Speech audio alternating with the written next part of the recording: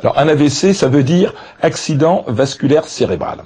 L'accident vasculaire cérébral, je vous en parlais tout à l'heure, c'est exactement la même chose que l'infarctus du myocarde, sauf c'est une artère du cerveau qui se bouche. Vous savez que toutes les cellules du cerveau sont dédiées à une fonction particulière, et quand une artère se bouche, les cellules du cerveau correspondant à l'irrigation de l'artère qui s'est bouchée meurent.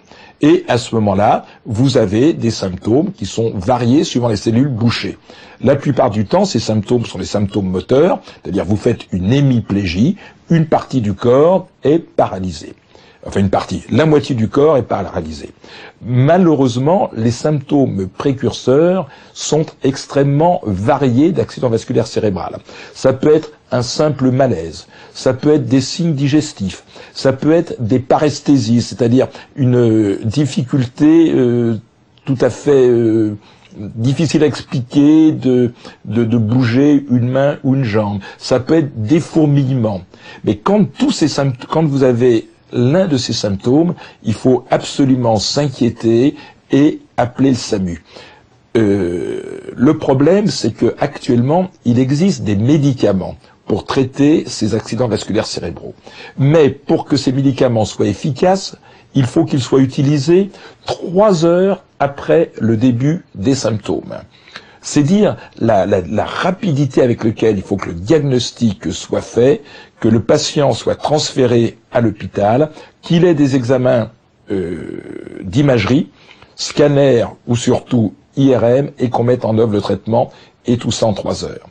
Pour continuer la comparaison, dans l'infarctus du myocarde, on a 8 heures, et même jusqu'à la 24e heure, on peut espérer récupérer la fonctionnalité de quelques cellules du myocarde. Et plus on récupère de la fonctionnalité des cellules du myocarde, plus on reste en deçà de la frontière des 40% dont je vous parlais tout à l'heure.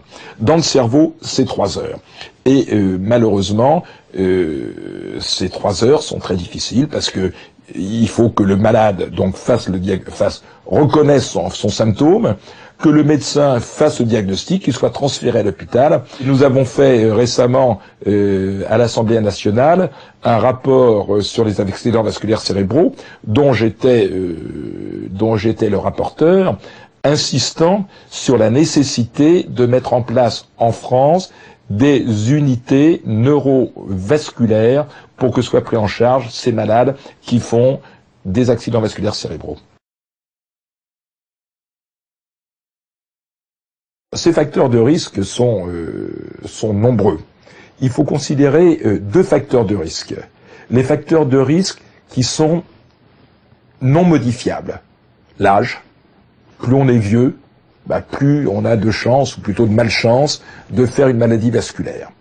L'hérédité, vous y pouvez rien. Vos parents ont eu des maladies vasculaires, vous serez plus vous aurez plus de risques qu'un autre de faire une maladie vasculaire. Un certain nombre d'autres facteurs aussi qui sont génétiques en partie, comme le cholestérol, le diabète. Il y a des formes génétiques de ces maladies. Mais aussi, il y a les facteurs acquis. Et ces facteurs acquis, ce qui est très important, on peut lutter contre. Alors le principal, on en parle beaucoup actuellement, c'est le tabac. Le tabac est le grand responsable des maladies vasculaires. Il y en a d'autres. L'hypertension artérielle. Le diabète, je viens de vous parler du diabète, forme génétique, mais il y a le diabète par la surcharge pondérale. Le cholestérol, je vous ai parlé aussi du cholestérol génétique, mais il y a le cholestérol lié à de mauvaises habitudes alimentaires. Alors souvent, les 2 facteurs s'additionnent. C'est-à-dire quelqu'un qui a une prédisposition génétique à avoir du diabète ou à avoir du cholestérol, et qui en plus a une mauvaise alimentation, dans ce cas, il aura encore plus de malchance d'avoir du diabète et du cholestérol et de faire une maladie vasculaire.